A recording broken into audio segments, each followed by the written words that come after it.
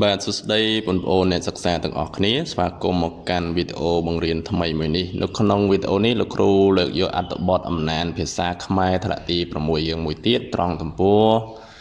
ទី104ណាយកមកអានចែកជូនទៅដល់បងប្អូនក្រែលោមានពាក្យពិបាកឬក៏ពាក្យដែលបងប្អូនអត់ទាន់ចេះអានហើយមួយវិញទៀតគឺលោកគ្រូនឹងធ្វើកំណែលំហាត់ជូនបងប្អូនទាំងអស់គ្នានៅពេលដែលលោកគ្រូអានអត្ថបទឬក៏សូត្រកំណាព្យនៃអត្ថបទអំណាចរបស់យើងចប់អញ្ចឹងសូមមើលទាំងអស់គ្នាដោយយកចិត្តទុកដាក់តោះកុំឲ្យខាតពេកយើងចូលទៅដល់អត្ថបទអំណាចរបស់យើងតែម្ដងអញ្ចឹងអត្ថបទអំណាចរបស់យើងមានចំណងជើងថាព្រះពុទ្ធសាសនាព្រះពុទ្ធសាសនាបាទអញ្ចឹងកន្លែងនេះគេដាក់ថាចូលអានអត្ថបទកំណាព្យរួចឆ្លើយនឹងសំណួរអញ្ចឹងលោកគ្រូសូមផ្លោះរូបភាពនេះចោលលោកគ្រូអត់សួរនាំឬក៏បញ្យល់ទេយើងចូលទៅដល់អត្ថបទរបស់យើងតែម្ដងកុំឲ្យខាត់ពេលតែអញ្ចឹងអត្ថបទអំណានយើងលើកនេះគឺជាអត្ថបទបែបកំណាព្យបាទជាអត្ថបទអំណានប៉ុន្តែគឺជាកំណាព្យណាហើយវាគឺបទពាក្យ7អញ្ចឹងបងប្អូនទាំងអស់គ្នាចេះសូត្រអត្ថបទកំណាព្យបទពាក្យ7ហើយឬនៅបាទបើសិនជាអត់ទាន់ចេះទេអញ្ចឹងយើងតិចទៀតលោកគ្រូនឹងសូត្រឲ្យបងប្អូនដែលចេះហើយក៏បងប្អូនអាចរៀនសូត្រជាមួយលោកគ្រូដែរណាតោះអញ្ចឹងមុននឹងចូលទៅដល់ការសូត្រអញ្ចឹងយើងត្រូវអានមកចប់សិនជាមួយលោកគ្រូខេឡូមានពាក្យណាពិបាកអីទៅពេលយើងសូត្រទៅយើងអត់ចេះយើងតាក់ស្ទើរនៅក្នុងការសូត្រណាតោះឥឡូវយើងមើលឲ្យថាតាមលោកគ្រូទាំងអស់គ្នាបទពាក្យ7នៅក្នុងលោកមានច្រើនសាសនាដែលមានសក្តាពុនប្រមាណល្បីល្បាញរន្ទឺគ្រប់ទីឋានកម្ពុជាយើងបានប្រកាន់យកព្រះពុទ្ធសាសនាធ្វើជាយានទុកធ្វើជាស្ពានជាជំរកសិរីសួស្តីនឹងតាមមកព្រោះយើងបានជ្រកគ្រប់ប្រានព្រះអង្គទូលមានព្រានប្រដៅដល់អស់កូនចៅសពទីឋានជិះវៀងសម្លាប់សត្វឲ្យបាននោះយើងសុខសានមិនមានកម្មប្រព្រឹត្តអំពើសុចរិតល្អតាំងចិត្តស្មោះសរជាប្រចាំកុហកបោកប្រាស់កើតក្តីក្តាំកុំមើលបំណាំចាំជួយគ្នាកុំសេពគ្រឿងញៀនឬសុរាកុំជក់កញ្ឆានាំវេទនាកុំកាប់សម្លាប់ប្រមាថគ្នាកុំលេងប៉ោបៀខាតធនធានសាសនាដតីគេគោរពយើងក៏មិនស្អប់មិនបៀតបៀនបន្តោះបង្អាបឬបំពេញជីវិតរស់រានមានក្តីសុខបាទអញ្ចឹងលោកគ្រូបានអានហើយសង្ឃឹមថាបងប្អូនចេះនៅពាក្យ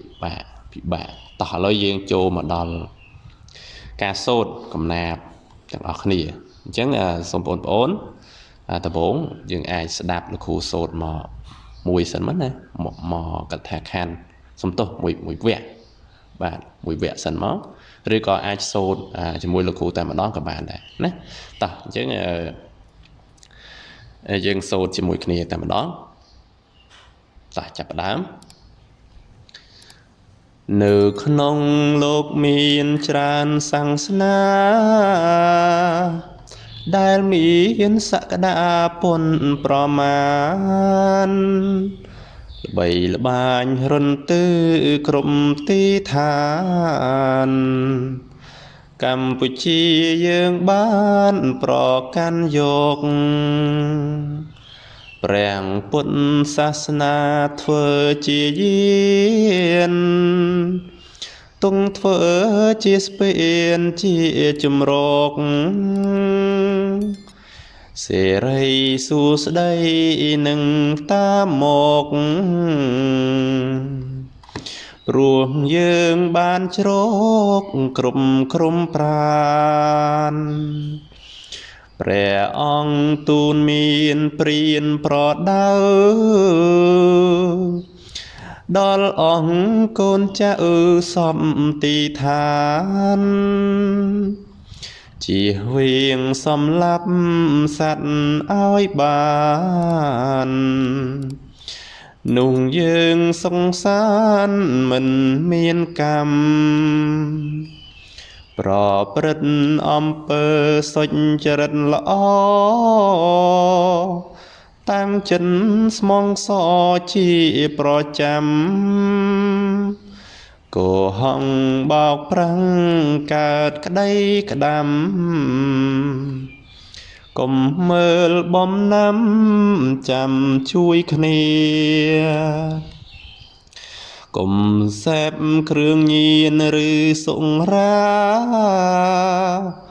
កុំជួងកញ្ឆានាំវេទនា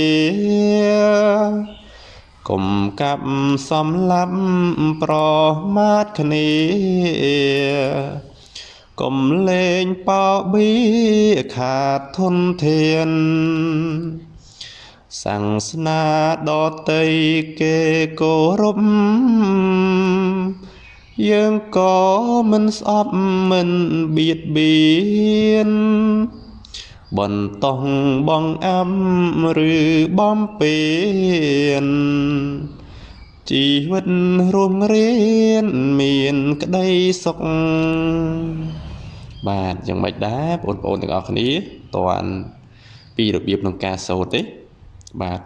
អញ្ចឹងសូមឲ្យបងប្អូនទាំងអស់គ្នា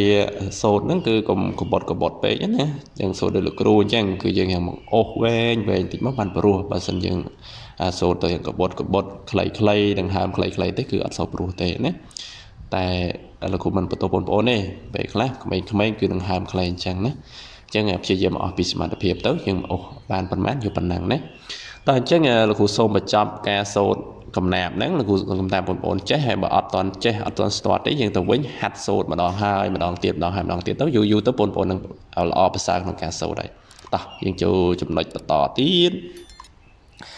ចឹងត្រង់សំណួរនេះគឺលោកគ្រូសុំអត់ធ្វើទេបាទ4សំណួរហ្នឹងបងប្អូនរៀនឆ្លើយខ្លួនឯងទៅណាលោកគ្រូសឹងថាបងប្អូនអាចធ្វើបានអ្វីដែលលោកគ្រូនឹងធ្វើឲ្យគឺលំហាត់ដើម្បីបងប្អូនអាចទៀងទាត់ជាមួយចម្លើយដែលបងប្អូនបានគិតចឹងណាថាត្រូវឬក៏ខុសតើឥឡូវយើងមើលលំហាត់របស់យើងមានប៉ុន្មានចំណុចបាទដូចជាមាន4ណាមានដល់កខកខតើឥឡូវយើងមើលពីលើមកសិនបាទវីដេអូនេះអាចវែងតិចបងប្អូនបាទដោយសារមេរៀនយើងវែងដែរហើយតកតមួយការសូត្រកំណាព្យគឺយើងត្រូវការពេលយូរណាតើឥឡូវយើងមើលលំហាត់កចូលបញ្យលន័យរបស់ពាក្យសាសនាយានសុចរិតដោយជ្រើសរើសចម្លើយមួយត្រឹមត្រូវបាទអញ្ចឹងយើងមានពាក្យ3សាសនាយានហើយនិងសុចរិតតើអញ្ចឹងគេឲ្យចម្លើយ3ក្នុងចំណោម1ពាក្យ1ហ្នឹងគេឲ្យយើងជ្រើសរើសអញ្ចឹងលេខ1បាទសាសនាអញ្ចឹងពាក្យទេសនាពាក្យឃោសនាពាក្យព្រានប្រដៅអញ្ចឹងបងប្អូនជ្រើសមួយមកតោះបងប្អូនជ្រើសមួយណាប្រអប់ទី1ទី2ទី3បាទហើយណាបងប្អូនបាទអញ្ចឹងលោកគ្រូសូមគ្រីសចម្លើយដែលត្រឹមត្រូវជូនអញ្ចឹងសាសនាមានន័យថាពាក្យព្រានប្រដៅប្រអប់ទី3បាទត្រូវទេបងប្អូនបាទត្រូវឲ្យតែដៃឲ្យខ្លួនឯងមួយណាបាទតើទី2យានប្រើប្រាស់គ្រឿងប្រើប្រាស់គ្រឿងដឹកនាំគ្រឿងបរិភោគបាទយានហ្នឹងមានន័យមួយណា3ហ្នឹងតោះអញ្ចឹងចម្លើយត្រឹមត្រូវគឺទី2ណាទី2យើងថៃទី2មកបាទគ្រឿងដឹកនាំគឺយានបាទទី3សុចរិតចរិតខលខូចចរិតស្លូតចរិតល្អតោះមួយណាសុចរិតណាបាទអញ្ចឹងប្រអប់ទី1ប្រអប់ទី2ឬក៏ប្រអប់ទី3បាទសុចរិតគឺចរិតល្អណាយើងយកប្រអប់ទី3មានចរិតខលខូចទេហើយក៏មានចរិត slow ដែរសុចរិតហ្នឹងគឺចរិតល្អមានថាអត់លួចឆក់ប្លន់គេទេគឺសុចរិតហ្នឹងគឺធ្វើការងារដោយស្របច្បាប់ណាតែអញ្ចឹងសង្ឃឹមថាចំណុចកនេះបាទ1 2 3នេះបងប្អូនទាន់ទាំងអស់គ្នាឥឡូវយើងចូលទៅដល់ចំណុចខាងក្រោមទៀតតើលោកគ្រូសុំរុញទៅចំណុចខគេដាក់ថាចូលរកពាក្យនៃដូចនឹងពាក្យជំរកសែបហើយនឹងសាងបាទអញ្ចឹងតិចទៀតលោកគ្រូនឹងបង្ហាញចម្លើយឥឡូវលោកគ្រូសុំអានមកចប់សិនបាទចំណុចគួរចូលរកពាក្យនៃផ្ទុយនឹងពាក្យល្បីល្បាញសុចរិតសុខសាន្តបាទចំណុចខតើ អត្ថបទកំណាព្យខាងលើនិយាយអំពីអ្វីចូលជ្រើសរើសចម្លើយមួយសំស្របបាទអញ្ចឹងគេមាន3ឲ្យយើងជ្រើសរើសបាទទី1ការអប់រំតាមសាសនានានាបាទលេខ2ការអប់រំតាមពុទ្ធសាសនាហើយទី3ការរើសអើងសាសនាផ្សេងៗបាទអញ្ចឹងបងប្អូនអាសាកធ្វើតិចទៅមុននឹងធ្វើចម្លើយមើលចម្លើយដែលលោកគ្រូបានបង្ហាញបាទតោះឥឡូវសង្ឃឹមថាបងប្អូនបានធ្វើហើយឥឡូវយើងទីផ្ទាល់អស់គ្នាតោះនេះគឺជាចម្លើយចាប់ពីចំណុចខបាទនេះចាប់ពីចំណុចខខាងលើនេះលោកគ្រូបានធ្វើហើយយើងថេកអញ្ចឹងនៅយើងចាប់ពីចំណុចខដល់ខនេះតើអញ្ចឹងចំណុចខរកពាក្យនៃដូចនិងពាក្យជំរកសេពនិងសាងតោះឥឡូវយើងមើលជំរកស្មើនឹងអីខ្លះជំរកយើងអាចដាក់ថាលំនៅស្ថានកន្លែងរស់នៅបាទអញ្ចឹងនៅមានផ្សេងទៀតហើយសេពនេះគឺយើងនៃដូចនឹងពាក្យរកផឹកជក់ហើយឬក៏គប់គ្នាមានគប់លំដីដាក់គ្នាណាគប់គ្នាមិនថារាប់អានគ្នាណាបាទសាងស្មើនឹងធ្វើសង់ឬក៏ស្ថាបនាអញ្ចឹងត្រង់ចំណុចពាក្យនៃដូចនេះសង្កេតថាបងប្អូនយល់បាទហើយតើអ្នកនរគ្នាតោះយើងមើលមួយទៀតចំណុចគោពាក្យផ្ទុយបាទចេះល្បីល្បាញផ្ទុយនឹងអាប់អោនសុចរិតផ្ទុយនឹងទុច្ចរិតសុកសានផ្ទុយនឹងទុកសោកបាទចាំបងប្អូនកត់មកបាទចំណុចខបាទអត្ថបទខាងលើនិយាយអំពីអញ្ចឹងចម្លើយដែលត្រឹមត្រូវគឺនេះប្រអប់ទី2នេះបាទកន្លែងនេះ